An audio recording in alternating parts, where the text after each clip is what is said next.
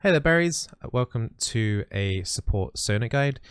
If you haven't watched any of my other guides, what we'll be doing is we'll be covering the runes, the items, ability skill orders, any tips and tricks that you can do on Sona to maybe optimize how you play her, and covering any general tips as well. I am currently live streaming on twitch.tv/Bizzleberry, and if anyone in chat has a question on a specific segment, I'll try and pick that up just in case I miss anything. So we've covered, as I said before, we've done lots of support guides before. We're going to be doing Sona, and we've done loads of other different champions as well, like Bard and Zyra and Lux. So feel free to check those out as well after this video if it does pique your interest. So in the rune section for Sona, we're going to be covering two different rune builds.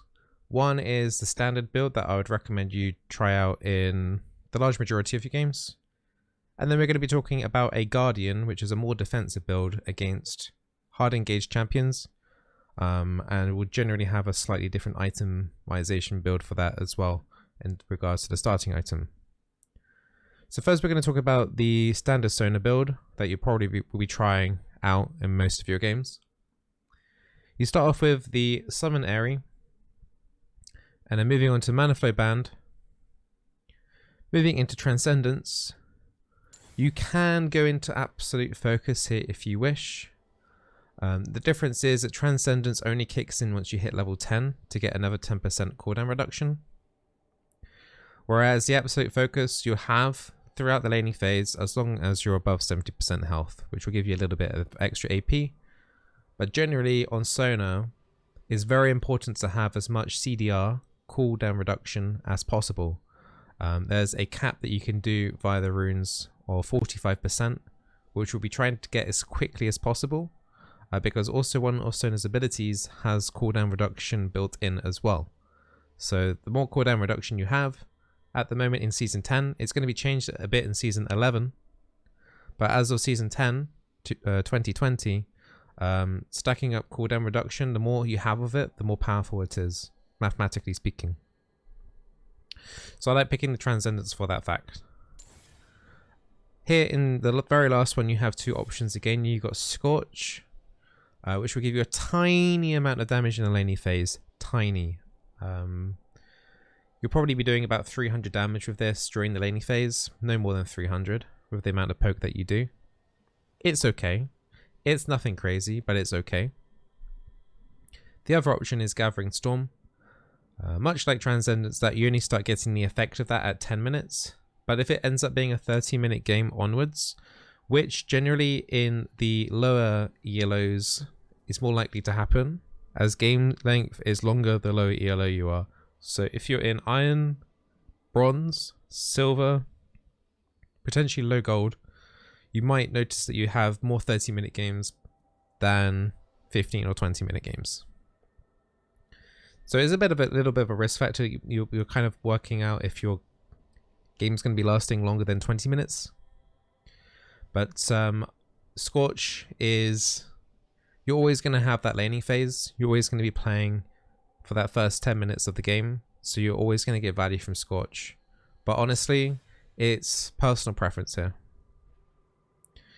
Moving on to the secondaries, you have two options here. We'll talk about Inspiration. It's the more greedy build. So this is if you're going up a bot lane where you feel like you're generally pretty safe, you can do Cosmic Insight. And if you're feeling really safe, really safe, you can do this. You can get free boots with the Cosmic Insight. So the free boots gives you an extra 300 gold, which is effectively a free kill. Plus, those boots have extra movement speed on as well.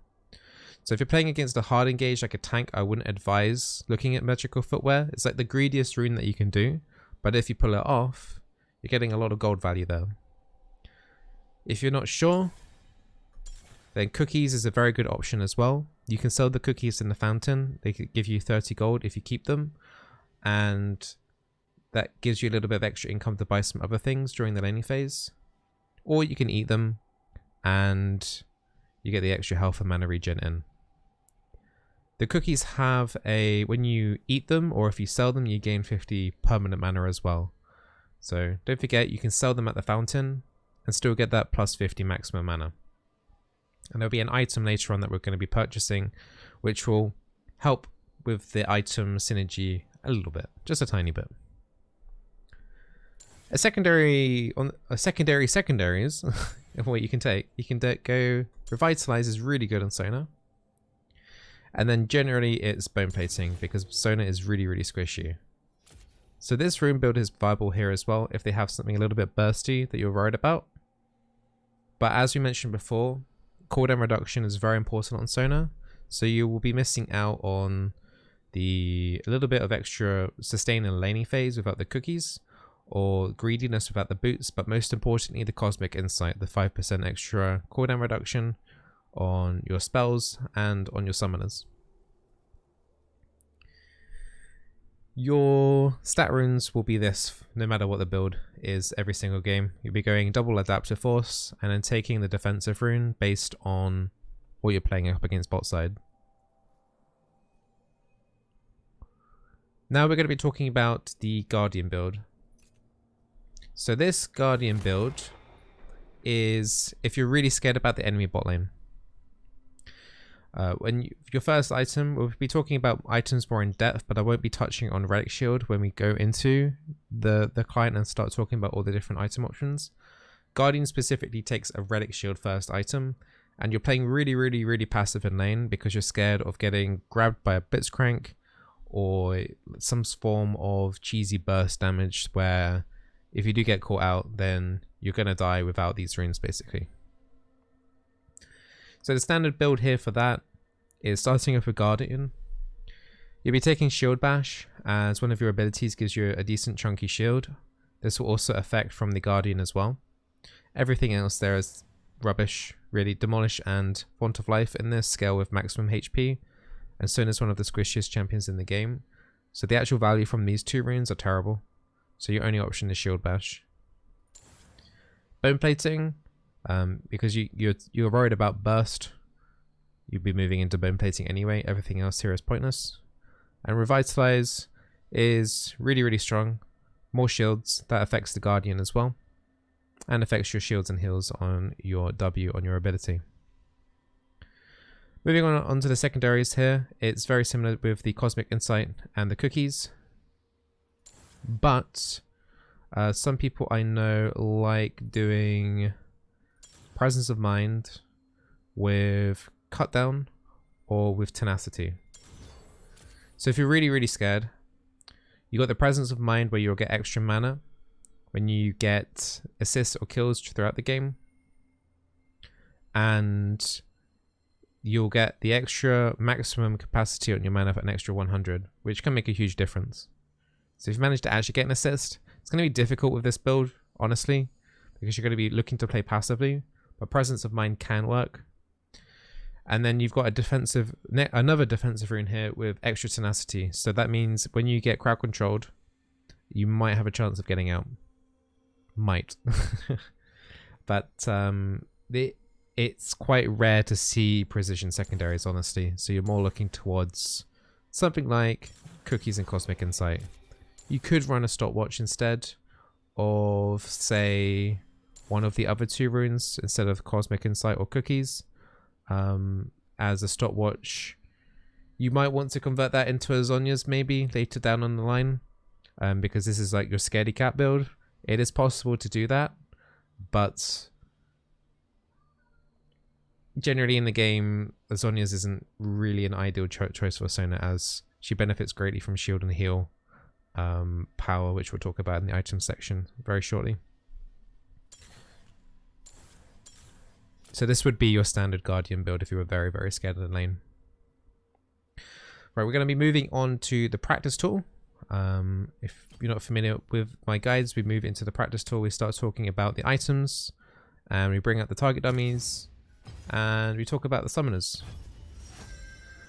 So summoners for Sona are pretty standard for most enchanters at the moment. You can run Ignite if you're wanting to be more greedy. So with the Airy build, you could potentially do that. If the enemy team has a lot of assassins and you're running Guardian, or you just feel like you're comfortable in the laning phase with Airy, but there's still a lot of assassins on the enemy team, and Exhaust is viable, or if your AD carry is running Exhaust, your laning partner is running Exhaust, you could do heal. Yeah, you would take heal next, not barrier. You would be taking heals. So those are your options. But I'd say probably at 50% of my games I'm genuinely running Exhaust Flash. Getting kills very early in the laning phase is pretty difficult, as you don't have much kill potential until 6, generally. Barrier works with Shield Bash in the Guardian build. Yes, it does. But it's not a main reason why you should be taking Barrier. So what we're going to be doing here is that we're going to be talking about itemization builds specifically for the Airy build. Honestly, not much is different for the Guardian one, but you may want to weave in a Zhonya's and you'll be picking up a Relic Shield first if you are going that Guardian build. But we're going to be talking about the Airy build. So for the Airy build, you'll be always starting off with a Spell Thief's Edge, 2 health potions, and a warding trinket. Now there are a couple of different avenues from your first item purchase on Sona.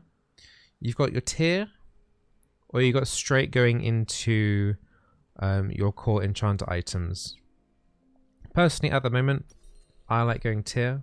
Sona has extremely high mana costs, so if you skip the tier portion of this build, then you're probably going to go out of mana quite frequently. So at first we'll talk about the tier build here, and then we'll talk about skipping the tier. So I personally go into tier. If I haven't been greedy with free boots, I'm making sure I try and pick those boots up as soon as possible after the tier. And then you have 2 options here. You can keep the tier in your inventory and start working towards the Athene's Unholy Grail. This could be combined by going into Boots of Lucidity as quickly as possible. So as we were talking up earlier about how cooldown reduction is very important on Sona, this adds to that, gets you to that 45% cap with the Cosmic Insight as quickly as possible. But this also reduces your summoners by another 10%. So you're getting 15% summoner cooldown reduction with these boots and with Cosmic Insight. I think a lot of players forget that these boots also reduce the summoner spell cooldown as well. It's very cheap as well at 600. So very early on into laning phase, something like this in your inventory isn't too uncommon.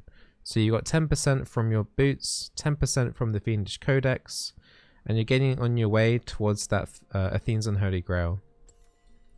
So with the Cosmic Insight running, you would have, which I don't have at the moment because I forgot to switch them back in the runes, you'll be on 25% cooldown reduction. Then, hopefully by your 3rd or 4th back, your build will be looking like this. You'd have your Athene's Unholy Grail completed. Throughout the game, when you use abilities, if you're not sure how tier works, you'll start building up these bonus max mana charges. At the very start of the game when you purchase this, it won't feel like much. But once you get closer towards 700, you'll notice how you will have very few mana issues, especially when you've picked up some 1 or 2 of the other mana regeneration items. The second item, you're looking to actually complete this Xerath's Embrace. Well, Archangel Staff at least anyway. I won't be able to showcase this on stream because it would require me to do 750 max mana charges here.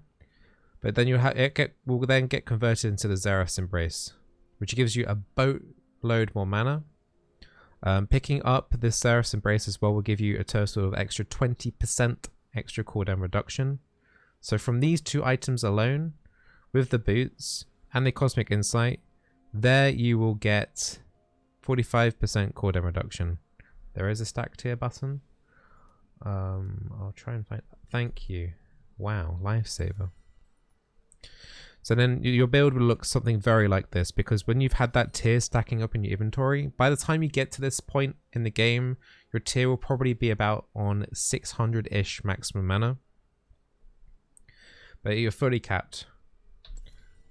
Because you're running Transcendence as well, you'll be getting extra ability power from the extra fruit. So if you're having a bit of a rough game in terms of income, say you haven't had many assists or any kills, your gold pool is going to be pretty low. So this Transcendence is basically a guarantee saying, like, because it can happen where you have a build where it's like you're still working towards the Lost Chapter component and then you still got to upgrade it to the Archangel staff. You could be level 10 at this point if you're having gold issues, and this Transcendence will make sure that you're at 45% cooldown reduction. When you eventually do bypass that, every 10% cooldown reduction you pick up will then get converted into 20 ability power.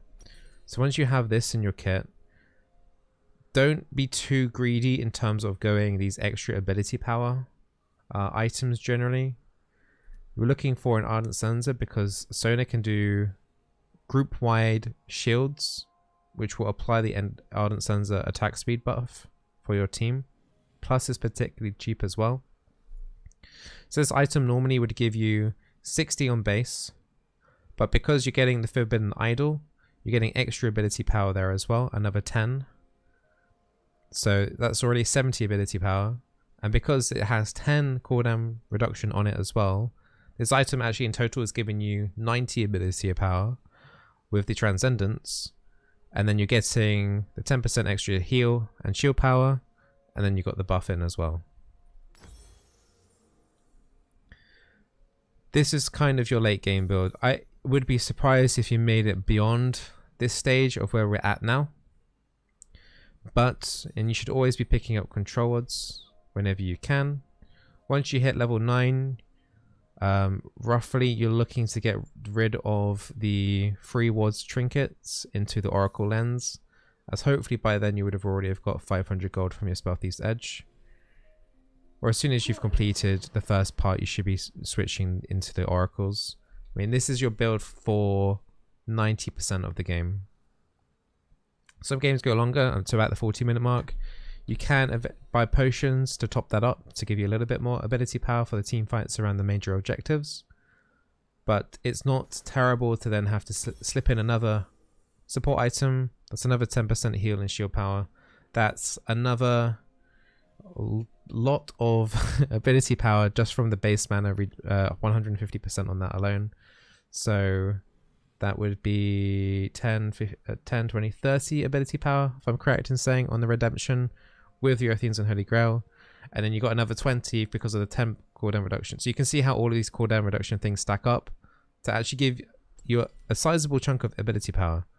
So with a almost maxed out build, because this spell thesis isn't completed, but with an almost maxed out build, you're looking pretty around 330-ish ability power and a full build, which is pretty impressive. All because of this Athenes and Holy Grail, really, and some from the Transcendence. Would I ever do Shreddiers? You can swap the redemption for a Shreddiers. What I would say though, at this point, you've got a lot of healing on your team, on your items. The Athenes and Holy Grail works with the heal, with the redemption. So if you don't know how Athenes and Holy Grail works, is whenever you do damage throughout the game, it will build up blood charges up to a cap. And then when you next shield and heal someone, it will use that. And so when you shield an ally, it will add and the blood charges heals onto the target. I really hope that makes sense. So you store up blood charges by doing damage, and then the next time you use a healing or shielding ability, then that ally gets healed, and it works with redemption. But you may want extra mobility to kite around. You could take a Shreddiers instead if you want to speed around a little bit. But honestly, you're probably going to be speedy enough as it is with your movement speed ability, which we'll be covering out later. I think you don't need this.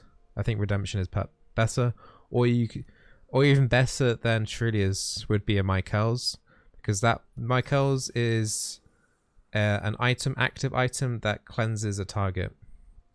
So if someone gets hit by an Ash arrow, for example, you can use this Michael's to help remove that debuff from them. Just a reminder, Michael's doesn't work against suppressions. So like Malzahar ulti, for example, it won't. This item won't work for it. But this is your build generally. It's not too expensive. The support items are generally quite cheap. These boots are quite cheap. If you don't care for the little bit of extra AP, because these boots are technically giving you 20 AP because of the cooldown reduction, you could sell these boots and you can pick up something slightly more defensive. So if you're worried about physical damage, the Ninja Tabby or Merc Treads, or against crowd control targets, or lots of magic damage, or you can go boots of swiftness as well if you want to try and kite away and get away maybe a little bit easier.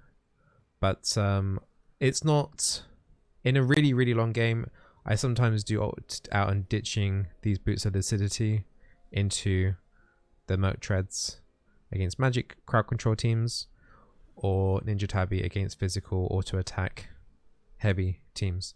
It's not a big boost in terms of defensive, but it's enough to make it warranted, basically. I think that really does cover it in terms of the items. It's not too bad. Most of the enchanters have this trinity of support items regarding Athene's and Holy Grail, Ardent Sansa, and generally a redemption. It's just his Archangel staff, which is whacked on in because of Sona's incredibly high mana costs. And not only are they high mana costs, but with the amount of cooldown reduction you have, you'll be using them all the time. So you will be spamming your abilities, and you will definitely have mana issues if you don't put it in a tier. If you opt out of the going into the Xerath's Embrace build, you would have something very similar to this, but you won't have spent about 3,200 gold, and you would be picking up another enchanter item like the Shridders or the Mycars that we're talking about. You're very likely to need more mana regen in through passively, like through the Fairy Charm items. Otherwise, you are going to still have mana issues doing this build without the tier, but it's the only way to stay viable later on into the game. Right, we're going to be talking about Sona's abilities now. So let me just put down a couple of dummies. Let's see. Let's level up. Let's get the dummies, if I can find them, and enemy dummies. And we're going to have to kill the minions as well, because they're going to be a nuisance. Where is the kill all minions button? There we go. So let's talk about Sona's passive. So every time I use an ability, on Q, W, or E, not the ultimate. So on Q, W, E, you can see there's a separate bar underneath Sona's mana bar. So every time you use an ability, one of these bars will fill up. Once it gets to 3, your passive is basically ready. So on your next auto attack, depending on what aura you've got out from one of these abilities, it will apply a debuff to the enemy or do extra damage. So the most basic one is Q. The Q power chord does the most amount of damage out of all the power chords. So this auto attack here is called a power chord. And you can see how it's used up all the charges to do the extra bit of damage. So it does a substantial extra amount of damage on the Q or the power chord. So if you're looking to finish someone off, this is usually used in the laning phase to harass. The other two power chords are more vital in regards to team fights. So now we've got the W power chord. It's now green. So what this one does, it will apply a debuff for a few seconds, and that target will actually have massively reduced damage for 3 seconds. You can think of this as an exhaust. This is almost as powerful as an exhaust depending on how much ability power you have. So exhaust reduces their damage dealt by 40%. This power chord with all the items are missing actually a Xerath's Embrace here. I do wonder if it matches the exhaust. I actually don't know. I want to find out. So in a fully built Sona, it matches it. 40% on the W power chord.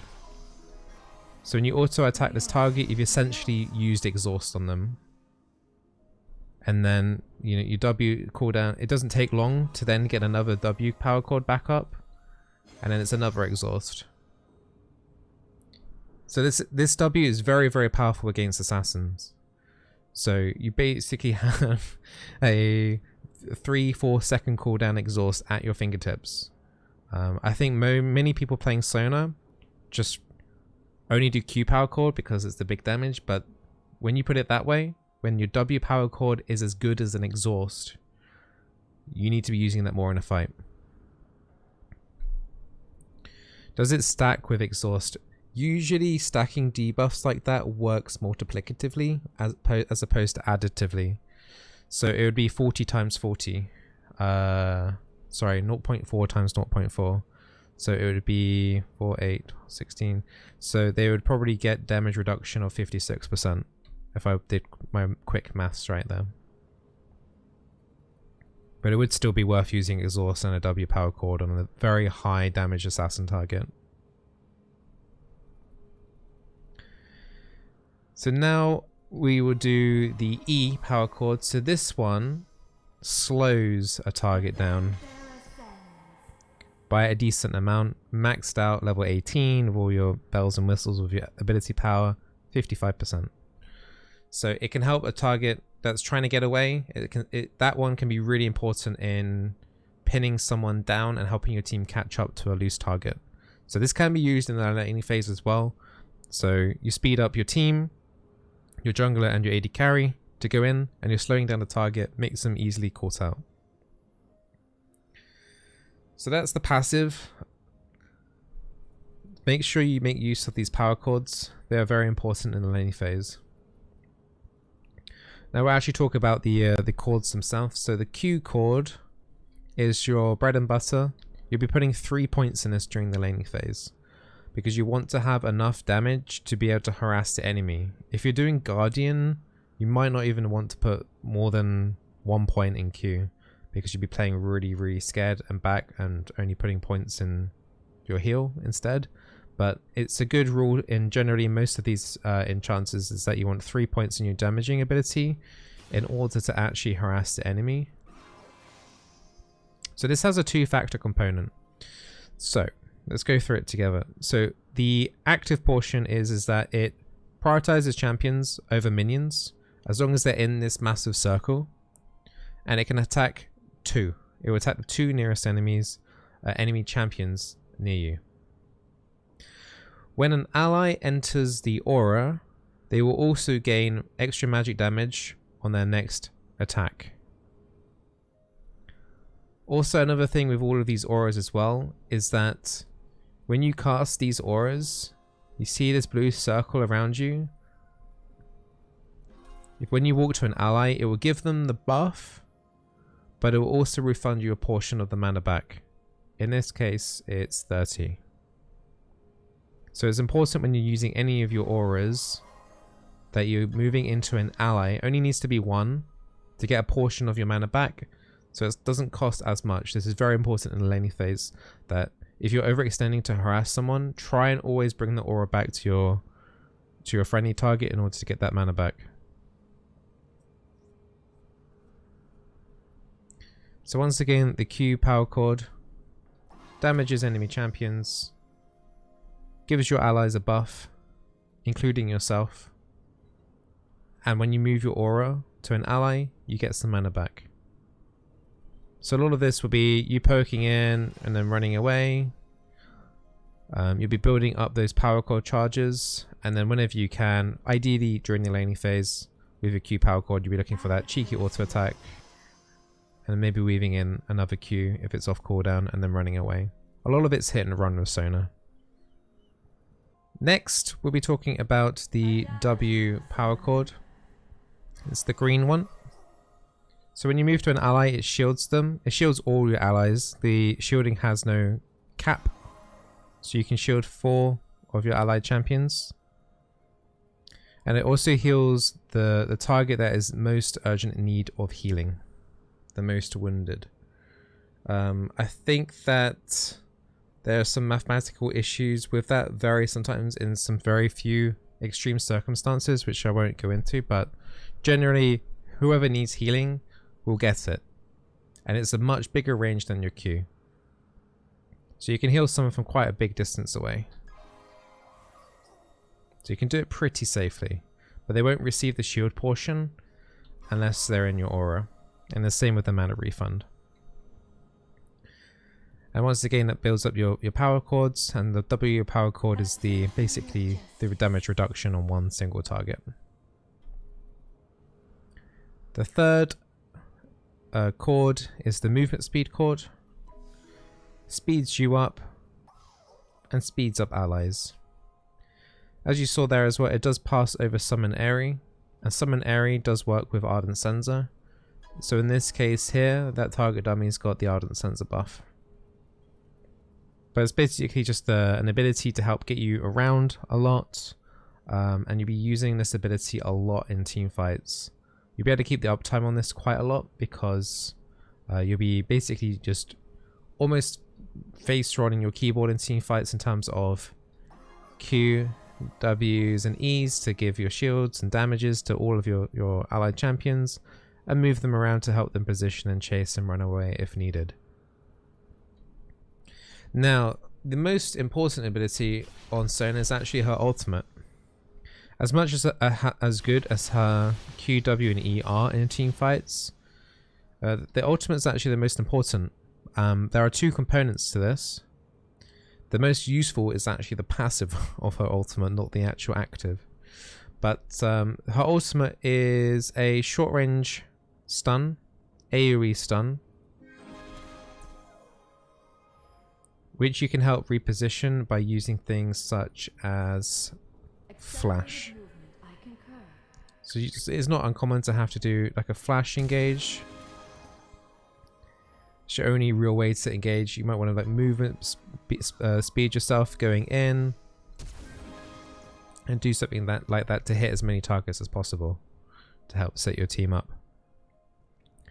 But the most interesting component of this ultimate is actually its passive. It scales up and up and up throughout the game. So at level 1, with 1 point in this ultimate, it will reduce the base cooldowns or Sona's basic abilities by 10%. Then it goes to 25% at level 11. And if you somehow hit level 16, it goes all the way up to 40%. Which is when you can start entering real insane cooldowns on your Q, W, and E. You'll notice the spike at level 11. 25% cooldown reduction extra on top of the 45% you already have really does show, and it definitely shows when you have it with 3 points.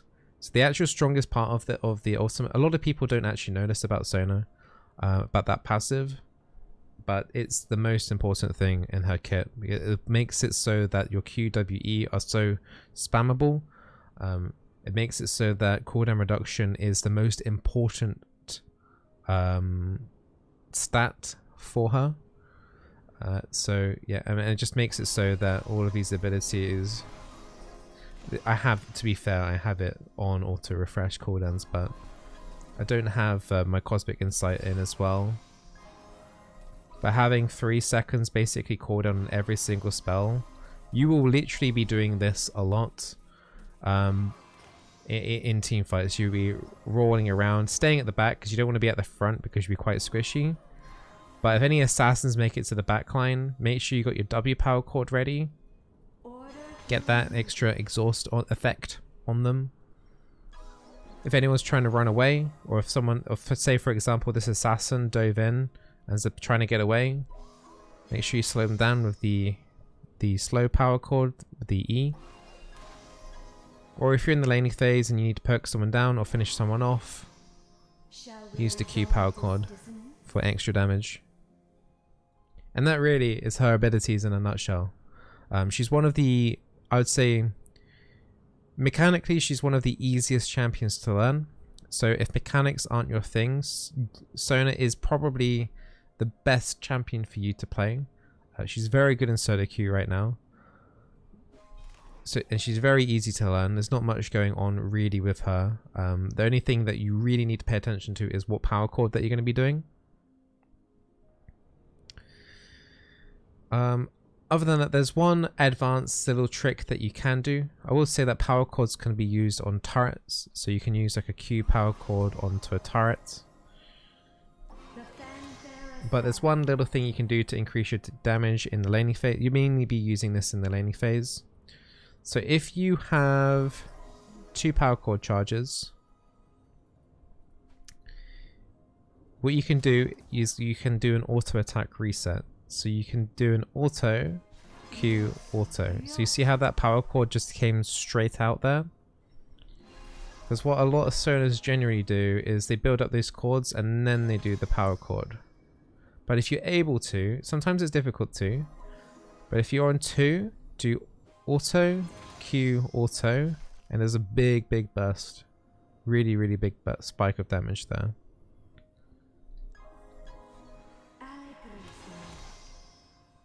So that can help in the laning phase and just pull out an extra, because the auto attacks are pretty important in, if you are in a 2v2 exchange or a very small skirmish exchange. Sometimes those auto attacks do add up. Even though Sona's auto attack damage isn't particularly high, every little bit literally does help. So even just getting that extra auto attack in, DPS wise, can be huge.